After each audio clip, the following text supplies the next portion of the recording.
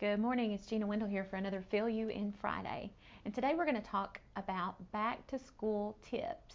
And I know some of you may be thinking, Gina, it's only the end of July. We don't even want to think about that yet. But I want to remind you, most research shows that it takes about 21 days to start a new habit. And I know for most of you, teachers, parents, students, you have probably developed some new habits over the summer, staying up later, sleeping in, kind of getting out of your routine. So I want to encourage you to start evaluating those things and start rethinking how you can ease the transition back to school.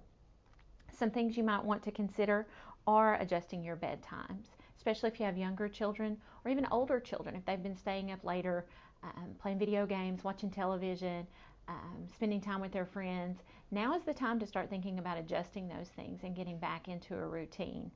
Also, start thinking about what is your child going to need for back to school in terms of supplies, and maybe start picking up a little at a time, finding those school supply lists, and so that you don't have to incur a larger financial burden all at once. Another thing to think about are self-care things, haircuts, making sure you get those on the schedule, as well as up-to-date immunizations for your child. If they're going to be participating in sports, now's the time to start thinking about getting those physicals scheduled and on the books, because it's a whole lot happening at once. And as I said, you really do have a limited window of time to get all those things scheduled. So start thinking and finding out about when you can schedule those things. When is your school's open house? When can you come in and meet the teacher? Get those things on your calendar. Develop a calendar for your family and kind of a command center so that everyone knows what's going on when, and there won't be any surprises, and that will help ease the burden of this and the stress and kind of the hecticness sometimes that goes with going back to school.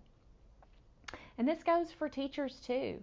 You know, now is the time to practice some self-care.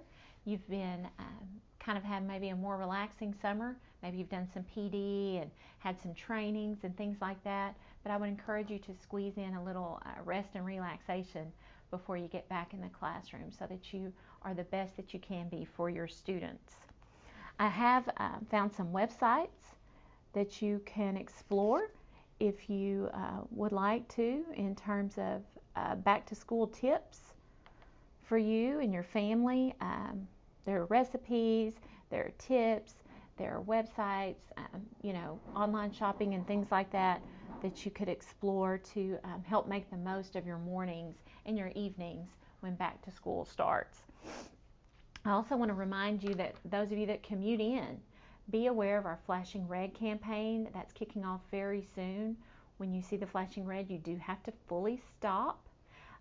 We've had it a little easier with our commute here in Little Rock coming in because of the absence of the school traffic, but that's going to change in the next few weeks.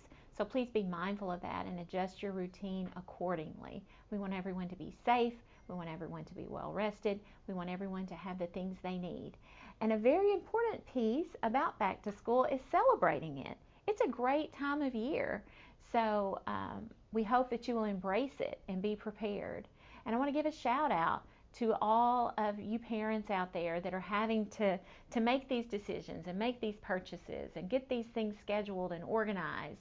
If you're taking care of a school-age child, you have a very big responsibility, and we want to acknowledge you and celebrate you for all the hard work that you do as well. So, it's Friday. I hope you've had a great week, but I hope you have an even better weekend. Thanks for watching. Happy Friday.